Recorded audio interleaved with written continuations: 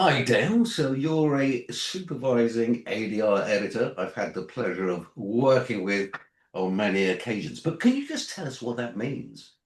Hi, Paul. Hi. Um, yeah, supervising ADR editor is the person in post production who is in charge of making sure the ADR is spectacular Okay. and uh, and in my view, perfect and undetectable.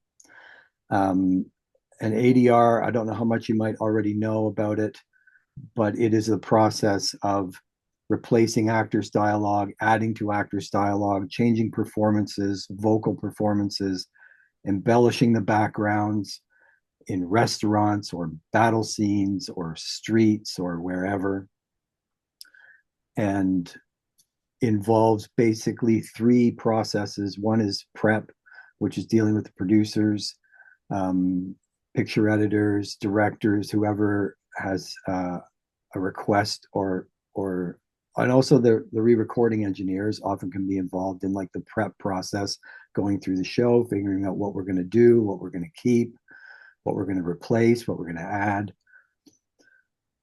That's the prep process. You then take that all the notes from that meeting and you end up with a essentially an ADR script, which is all the things you're going to do. The next process is working with all the actors, main cast, principal cast, secondary cast, day players, background, now not background on camera people, but background voice actors who Okay. will build that world, create that vocal world that you need around your principal actors.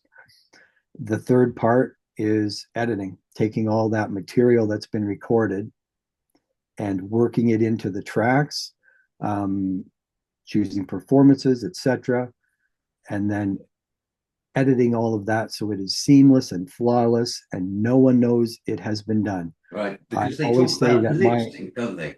They talk about yes, lip sync. So, yeah, making sure that you can't tell. Basically, I always say my job is to be invisible. yeah. No one can see what I've done. Excellent. Excellent. Yeah. And For you, have, Paul. and have you got You any? know the saying. You know the saying about that. What's Out that? of sync, out of work. Very good. Well, like I say about sync, there's no Italian translation. Um, but okay, Dale, so that sounds fascinating. Have you got, because I mean, the world's changed for both of us, but have you got any advice if one of the youngsters, a student, likes what he hears about your sort of job? Well, any advice about how he should introduce himself to it? How does he get there? Or she? Yes, that's a good setup for my answer, which is use your contacts. Um, all of them, anybody, any person that you think who might know somebody that you can reach out to.